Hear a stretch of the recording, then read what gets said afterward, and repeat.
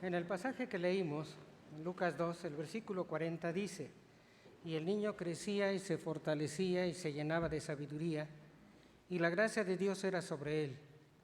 Y el versículo 52 dice: «Y Jesús crecía en sabiduría y en estatura y en gracia para con Dios y los hombres». Antes de empezar, quisiera suplicarles, hermanos, que por favor no busquen los pasajes que voy a citar. Son muchos. Y entonces en la búsqueda se van a perder ustedes de la lectura y de la explicación. Así que por favor, mejor escuchan. Si alguno de ustedes quiere las citas, le dicen a Maggie, que es la asistente de la oficina de la iglesia, a la salida, o le hablan por teléfono. En los boletines viene el teléfono de la iglesia y dicen: hermana, no me envía las citas. Ella las va a tener y se las va a enviar con todo gusto, ¿sí?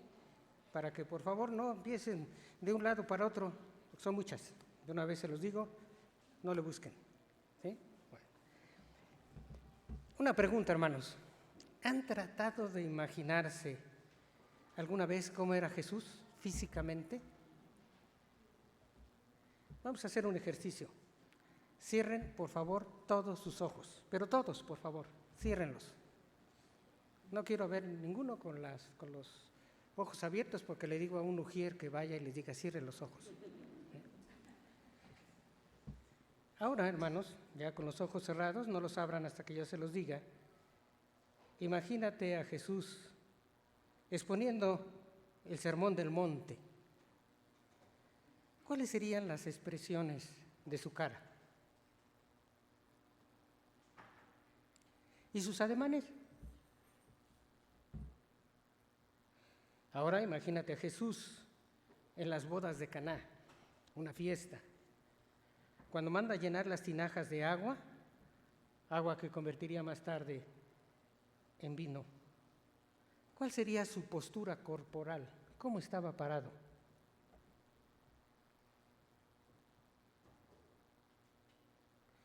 Imagínate por último a Jesús caminando por Jerusalén. ¿Cómo caminaba Jesús? ¿Cómo era su andar? Jesús mira a Leví, el publicano, se detiene y le dice: sígueme. ¿Cómo era su mirada? Abre tus ojos. Abran sus ojos todos. Este ejercicio es totalmente inútil. No importa cómo te lo hayas imaginado, nadie que no haya sido su contemporáneo sabe en realidad cómo era Jesús. ¿Cómo era su rostro? Ni el color largo y forma de su pelo, tipo de su pelo, ni la largura de sus dedos, ni la complexión de su cuerpo, ni la forma y color de sus ojos, ni el tono de su voz, ni su estatura. Todas las descripciones físicas de Jesús se elaboran con suposiciones, conjeturas y, en el peor de los casos, con puras fantasías. Lo que sí revela la Biblia es, por un lado, su carácter divino y, por otro lado, su carácter humano. Antes de entrar a examinar las Escrituras, lo que las Escrituras nos revelan acerca de Jesús como un hombre, menciono dos ideas erradas de la humanidad de Jesús. Algunos dicen: Jesús tuvo solamente una apariencia humana, era una especie de fantasma. El apóstol Juan, refuta esta idea. Observen, por favor, lo enfático de los pleonasmos que él utiliza en este primer pasaje de Juan, capítulo 1, versículos 1 y 3. Acuérdense, no lo busquen. El pleonasmo, hermanos, es una figura de sintaxis. Algunos lo consideran siempre un error. No siempre es un error. El pleonasmo es una figura que puede usarse para enfatizar algo, y esto es lo que hace Juan. Lo que era desde el principio, lo que hemos oído, lo que hemos visto con nuestros ojos, lo que hemos contemplado y palparon nuestras manos tocante al verbo de vida, eso nos anunciamos. No podía ser un fantasmita, ¿verdad? solo una apariencia. El escritor de Hebreos también refuta esta idea. Él dice, así que por cuanto los que participaron de carne y sangre, él, se refiere a Jesús, también participó de lo mismo, para destruir por medio de la muerte al que tenía el imperio de la muerte, esto es el diablo, Hebreos 2:14. Otra idea equivocada es que Cristo tenía cuerpo humano y alma divina. ¿Cuál es el alma divina? La Biblia no enseña la existencia de un alma de tal naturaleza, es un invento. Ahora examinemos la doctrina bíblica de Jesús, el hombre. Jesús es un hombre completo, tuvo espíritu, alma, cuerpo como el tuyo y el mío. No tomó un cuerpo prestado, porque entonces no sería un humano, era un hombre. Hoy, después de su resurrección, conserva su cuerpo, pero ya glorificado, como el que tendremos nosotros cuando Cristo nos resucite. Jesús se nombraba a sí mismo Hijo del Hombre. El título Hijo del Hombre enfatiza la humanidad de Jesús. Jesús tomó para sí mismo la naturaleza humana y el título Hijo del Hombre implica y enfatiza este hecho, que él era Dios y era un ser humano. Por ejemplo, Jesús se nombró a sí mismo Hijo del Hombre cuando perdonó y sanó a un paralítico. Cuando se lo llevaron, él primero declaró que sus pecados de este paralítico estaban perdonados. A los escribas no les pareció esto, reprobaron esta declaración.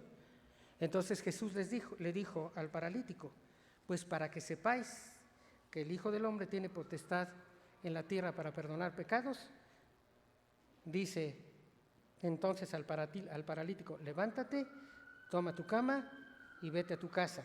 Entonces él se levantó y se fue a su casa. Mateo 9, del 1 al 8. Jesús se nombró también a sí mismo Hijo del Hombre ante la incongruencia de la gente, de la población, de los judíos.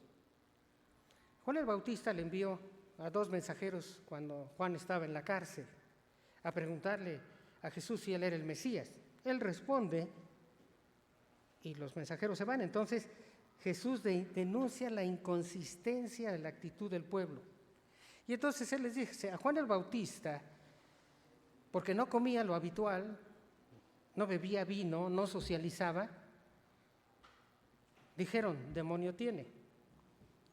Y luego dice, vino el Hijo del Hombre, que come y bebe, y dicen, aquí un hombre comilón y bebedor de vino, amigo de publicanos y pecadores. Al pueblo nada les complacía. Estos son solo algunos ejemplos de los múltiples ejemplos que podemos encontrar en los evangelios de cuando Jesús se nombraba a sí mismo Hijo del Hombre.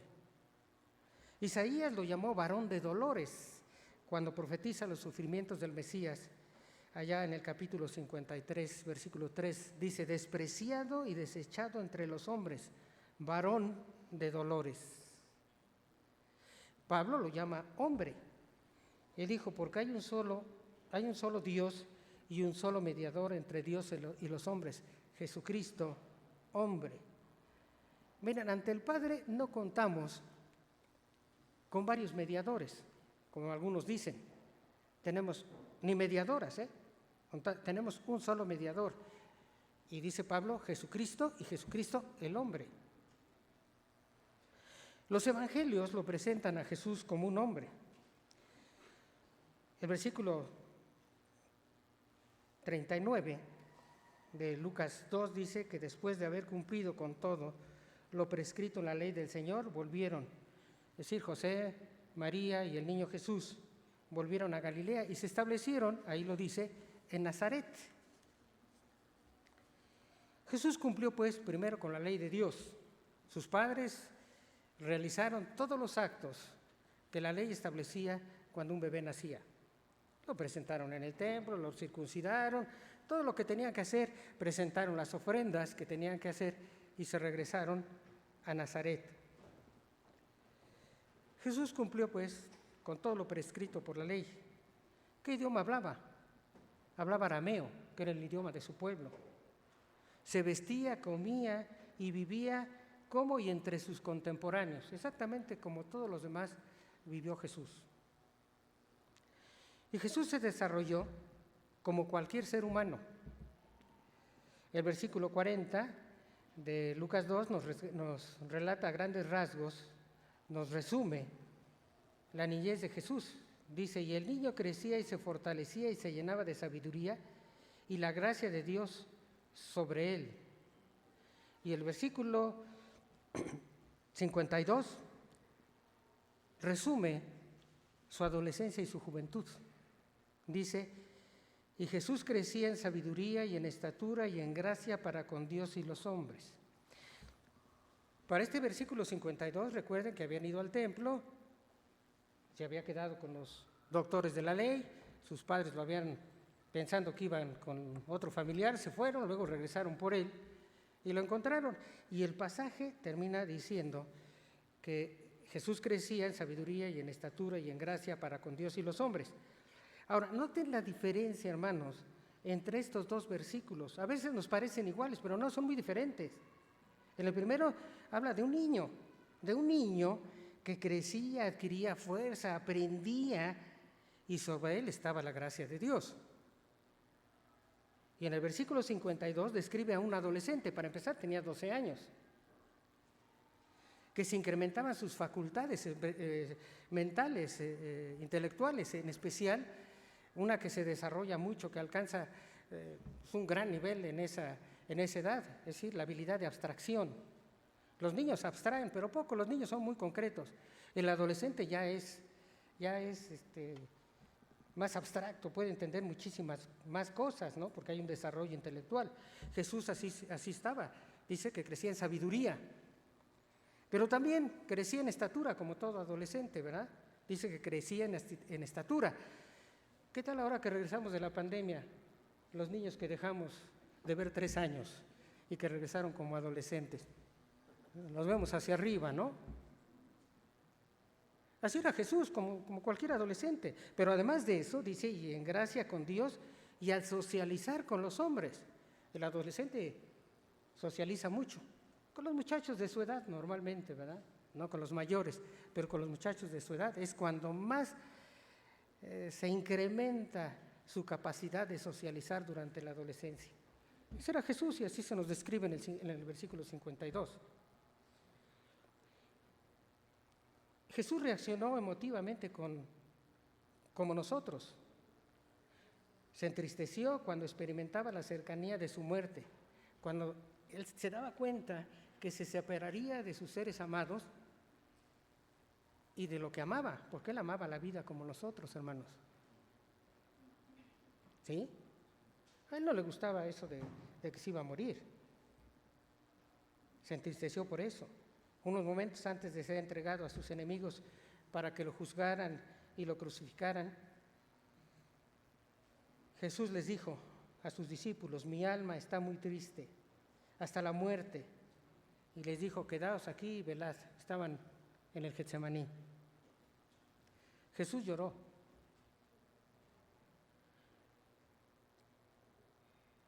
Ante el sepulcro de su gran amigo, Lázaro, dice la Escritura, Jesús entonces, al verla llorando, si se refiere a María, hermana de Lázaro, dice, al verla llorando, y a los judíos que la acompañaban, también llorando, se estremeció en espíritu y se conmovió. Y luego el versículo más corto de la Biblia, Jesús lloró. También lloró al mirar a Jerusalén. Y cuando llegó cerca de Jerusalén, al verla lloró sobre ella. Lucas 19, 41 al 44. ¿Por qué lloró Jesús? Es muy claro, de acuerdo al relato de Juan, de la muerte de Lázaro, que Jesús le conmovía el sufrimiento de los otros. Por eso acompañó en su llanto a María y a quienes lo acompañaban. Porque Jesús no lloró por la muerte de Lázaro, hermanos. Si ustedes leen todo el pasaje completo, ustedes se darán cuenta que él sabía que iba a morir y además sabía que lo iba a resucitar. Léanlo después, hermanos. Él se conmovió al observar en ambos casos, cuando lloró en la tumba de su amigo Lázaro, como cuando entró a Jerusalén, por el sufrimiento de los demás causado por la incredulidad y el pecado. Y Jesús se alegró también, se alegró, por ejemplo, por sus discípulos, y fíjense por qué, por no estar presente cuando Lázaro estaba enfermo, pero se alegró por las vivencias que sus discípulos tendrían, que experimentarían y que aumentarían su fe. Dice Juan 11, 14 y 15. Entonces Jesús les dijo claramente: Lázaro ha muerto. Dice, y me alegro por vosotros de no haber estado allí para que creáis. Mas vamos a él. Jesús también se indignó. Se indignó con los comerciantes de la religión que estorbaban que los gentiles adoraran a Dios. Los gentiles solo tenían en el templo un lugar para adorar a Dios. Y ahí se habían instalado los comerciantes. Vendían ovejas y todo lo demás. Entonces Jesús, dice la Escritura, y haciendo un azote de cuerdas, echó fuera del templo a todos y a las ovejas y a los bueyes, y esparció las monedas de los cambistas y volcó las mesas. Se indignó. Como a veces nosotros nos tendríamos que indignar ante la injusticia, hermanos. Él se indignó. Jesús tuvo necesidades y limitaciones, hermanos. Filipenses 2, del 5 al 8, describe el costo de su encarnación. Jesús aceptó nuestras limitaciones, no renunció a su esencia divina, se aceptó nuestras limitaciones, que es distinto.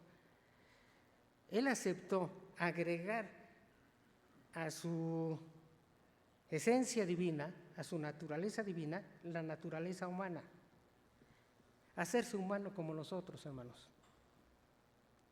Por eso dice, leo solo algunas partes: se despojó a sí mismo, tomando forma de siervo, hecho semejante a los hombres, se humilló haciéndose obediente hasta la muerte, dice, y muerte de cruz.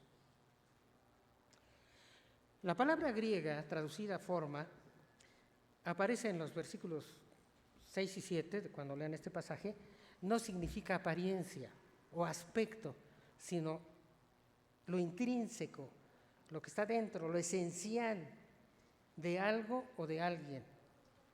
Jesús fue perfectamente hombre y fue perfectamente Dios a la vez. Al llevar sobre sí la naturaleza humana, Jesús padeció hambre en la tentación. Estuvo allá en el monte 40 días ayunando, y entonces Satanás pues le atacó por el lado flaco que tenía en ese momento, tenía hambre, ¿sí? Y le pidió que hiciera un milagro, que convirtiera las piedras en pan, para comer, obviamente. Luego que Jesús venció todas las tentaciones, los ángeles le sirvieron. Si ustedes leen y comparan Mateo y Lucas, la tentación, ustedes verán que siempre presentan como primera tentación el que convirtiera las piedras en pan. Las otras dos tentaciones las invierten por razones de los propósitos que ellos tenían. Pero el primero era evidente, era un hombre que tenía hambre. Incluso Marcos, como siempre, agrega algunos detalles muy significativos. Al final de su relato de la tentación, que es muy breve, él dice que los ángeles le servían.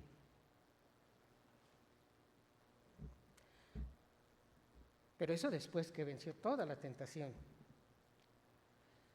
Al llevar sobre sí la naturaleza humana, Jesús padeció cansancio y sed.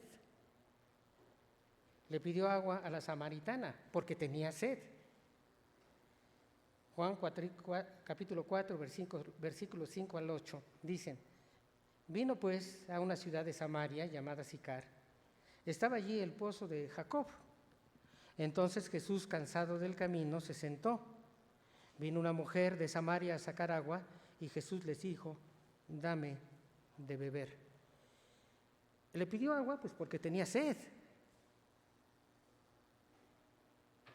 Fue la apertura para que él empezara a hablar de la salvación, bueno, también, pero genuinamente él tenía sed. Lo dice claramente, que estaba cansado del camino.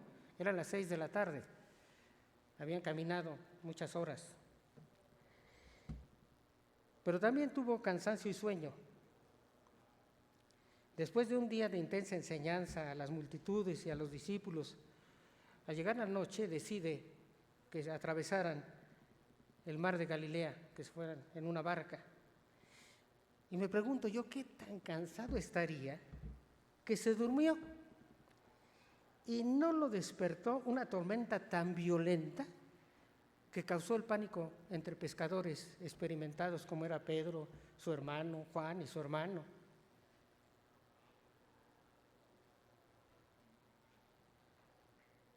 Dice Marcos 4:38, y él estaba en la popa durmiendo sobre un cabezal, y le despertaron y le dijeron: maestro, ¿no tienes cuidado que perecemos?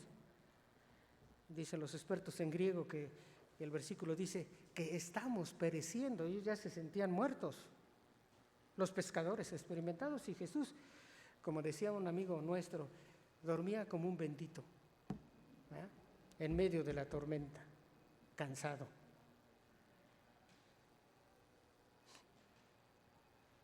¿Qué clase de ser humano era Jesús?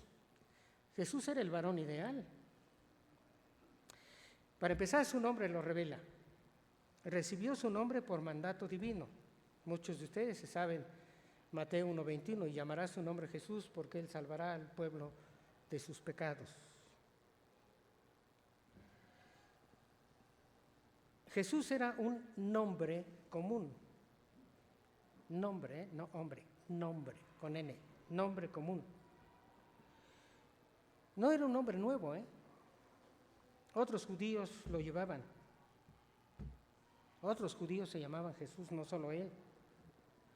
Lo que sí es que era un nombre estrictamente masculino, no lo llevaban las mujeres, ni existía el femenino de Jesús.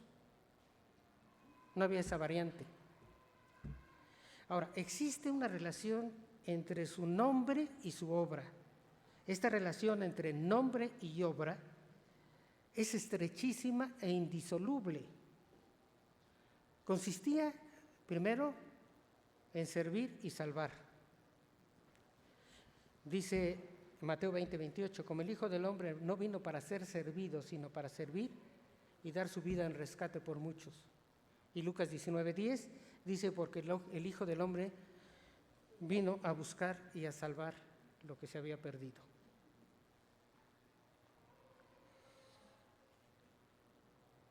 Su obra, relacionada con su nombre, también consiste en libertad, en libertar. En la sinagoga de Nazaret, cuando Jesús inició su ministerio, él abrió un rollo, dice la Escritura, en Isaías 61, y se atribuyó a sí mismo la profecía que viene ahí. Dice el versículo 36, así que si el Hijo os libertare, me brinqué, dice, a pregonar la libertad a los cautivos. Y después dijo este versículo que empezaba yo a decir, después de una controversia con los judíos, él declaró, así que si el Hijo os libertare, seréis verdaderamente libres. Juan 8, 31 al 38. También su nombre se relacionaba, consistía en cargar nuestro pecado. En la profecía en la cual Isaías profetiza los sufrimientos del Mesías, Isaías 53:6 dice, mas Jehová cargó en él el pecado de todos nosotros. Su obra, relacionada con su nombre, consistía en enseñar y guiar. Otra vez Jesús les habló diciendo, yo soy la luz del mundo. El que me sigue no andará en tinieblas, sino que tendrá la luz de la vida. Su nombre también se relaciona con su obra de vencer, fundar, juzgar, dominar. Por eso Juan allá en Apocalipsis dice lo siguiente: el Cordero que fue inmolado es digno de tomar el poder, las riquezas, la sabiduría, la fortaleza, la honra, la gloria y la alabanza. Un autor, un escritor católico, escribió lo siguiente. Dice: ¿qué figura tan noble y varonil debiera presentarse ante nuestro espíritu siempre que pronunciáramos y oyéramos el nombre de Jesús? Y continúa: sin embargo, en la mayoría no despierta más que un debilitado recuerdo religioso, o la figura de un Salvador en extremo delicado y dulce, como lo pintaban en la Edad Media, o la representación de un mártir fatigado al que le han sustraído el triunfante poder divino, o la fantasía de una hermosa cabellera de hombre con mórbidos colores pálidos, de ojos sin expresión, labios enrojecidos, tierno y sentimental.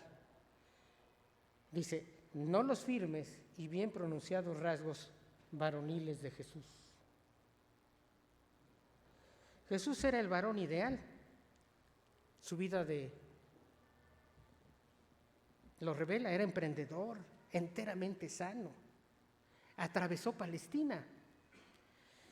Cuando estudiaba en el Instituto Bíblico el Evangelio de Marcos, el maestro nos dejó de tarea que hiciéramos un plano o un mapa, dependiendo, donde marcáramos los pasitos, los lugares a donde se movía Jesús.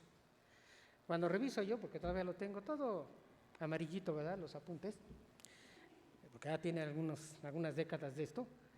Cuando lo reviso, veo los movimientos de Jesús, ¿no? Y digo, y me asombro, ¡qué resistencia! Palestina tenía 240 kilómetros de largo, como por 140 de ancho. Y él caminó allí bajo el ardiente sol, a pie, ¿sí? Lo recorrió a pie, enseñando, predicando y sanando. Y llevó una vida austera. A un hombre que se ofreció seguirlo allá, el relato está en Lucas 9, dice que Jesús le planteó la vida de carencias que tendría que soportar. Y le dijo: las zorras tienen guarida y las aves de los cielos nido, mas el Hijo del Hombre no tiene dónde recostar la cabeza.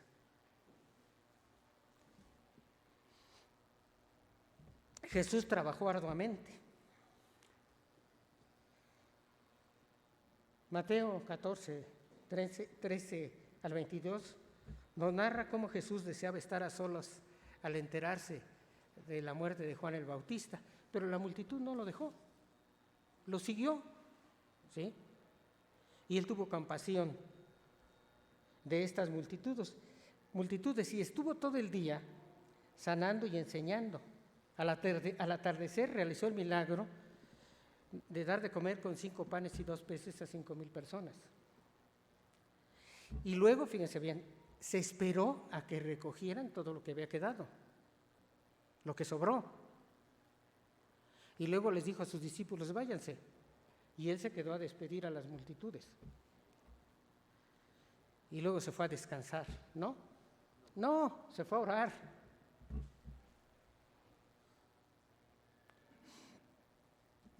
Cito nuevamente al autor católico. Dice: ser varón no significaba para él una prerrogativa frente a la mujer, a quien respetó y dignificó, sino una santa obligación de enseñar y mostrar el camino, de soportar y superar la fatiga del trabajo, y por eso podía invitar: venid a mí todos los que estáis trabajados y cargados, y yo os haré descansar. Mateo 11, 28. Jesús era el varón ideal porque soportó la soledad. Parecía que estaba muy acompañado, ¿verdad? Lo seguían multitudes. pero durante su ministerio a veces ni sus discípulos lo comprendían. Después de que narró la parábola del sembrador, ellos le preguntaron sobre ello. Y entonces Jesús les dijo: ¿no sabéis esta parábola? ¿Cómo pues entenderéis todas las parábolas? Él se las explicó y dejó, por cierto, para nosotros un modelo de cómo debemos interpretar las parábolas. Cuando previno a sus discípulos contra la levadura de los fariseos, ellos se confundieron y pensaron, ¿verdad?, que se refería a que no habían llevado pan. ¿Sí? Mateo 16, 5 al 15. En las enseñanzas y controversias, discusiones que tenía Jesús con los fariseos, con los saduceos, con los escribas, sus discípulos nunca colaboraron. Jamás participaron en una de estas controversias en las que participaba Jesús. Y al final de su ministerio, todos lo abandonaron, incluso sus discípulos. A ella les dijo: he aquí, ahora viene, y ha venido ya, en que seréis esparcidos cada uno por su lado y me dejaréis solos. Juan 16, 32. Marcos relata el cumplimiento de este dicho de Jesús. Cuando éste fue arrestado, entonces todos los discípulos, dejándole, huyeron. Y el clímax de su soledad es el Calvario. Segunda de Corintios 5:22 dice que Dios, al que no conoció pecado, por nosotros lo hizo pecado, para que nosotros fuésemos hechos justicia de Dios en él. En la cruz, por ser el Hijo del Hombre quien llevaba nuestro pecado,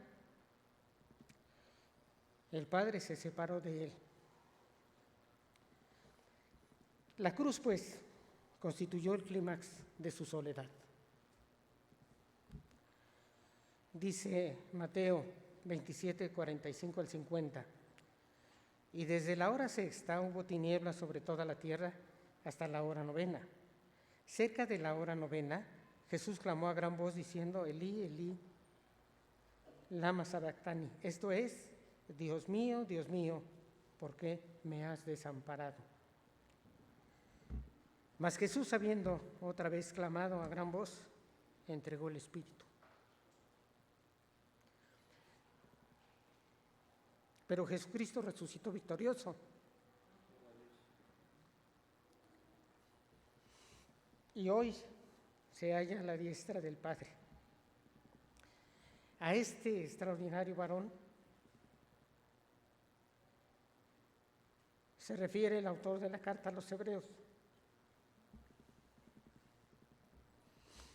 y nos invita a acercarnos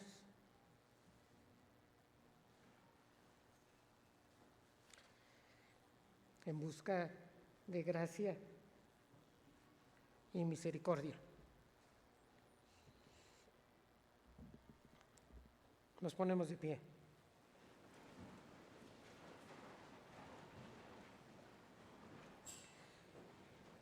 Busquen Hebreos, capítulo 4, versículos 15 y 16.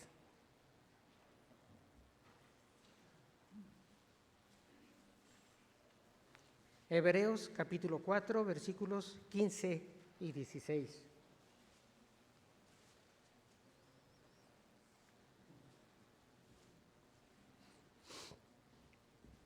Leamos juntos. Porque no tenemos un sumo sacerdote, si uno que fue tentado en todo, según nuestra semejanza, pero sin pecado. Acerquémonos, pues, confiadamente para alcanzar misericordia y hallar gracia para el oportuno socorro. Oremos. Gracias te damos, Dios, por tu amor y tu misericordia para con nosotros, porque enviaste a tu Hijo, que se hizo hombre, un hombre como nosotros, y estuvo dispuesto por su voluntad a ir al Calvario, morir por nosotros y volver a tomar su vida y resucitar. Y ahora se encuentra a tu diestra dispuesto a ejercer su misericordia, su intercesión, su amor por nosotros. Y sabemos, porque tu Escritura así lo dice, que se compadece, porque nos entiende, nos comprende, porque sufrió lo mismo que nosotros sufrimos. Gracias, Señor, en el nombre de Cristo Jesús. Amén.